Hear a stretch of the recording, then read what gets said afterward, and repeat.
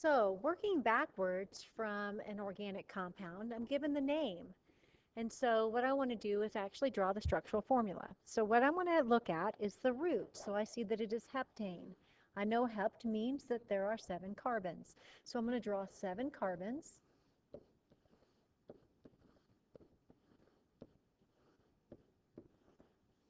And then I'm going to number them. And so I'm just going to number kind of straight across 1, 2, 3, 4, 5, 6, 7, just to help me put some things on. So then I'm just going to go and read the map. So I know on the 3rd carbon there's an ethyl group. So ethyl is, you can write it as C2H5, or you can write it as CH3CH3, actually CH2CH3.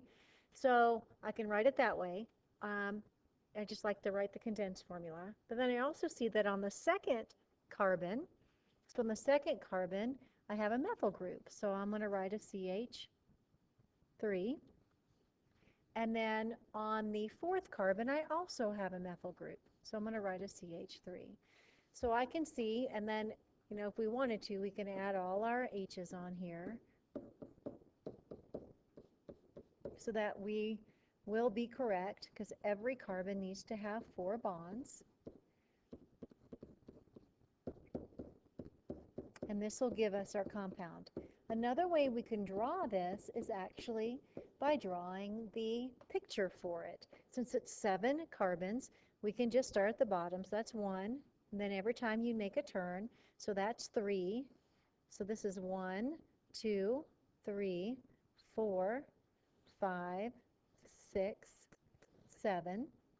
And so I can see that on the 2nd carbon, I have a methyl group. On the 4th carbon, I have a methyl group. So that's 1, 2, 3. Oops. So what's nice about a smart board is to erase that. On the 4th carbon, I have a methyl group. And on the 3rd carbon, I have an ethyl group, which is just a straight down and a turn. So that gives me the same thing, this little symbol. This symbol represents everything I just did up there.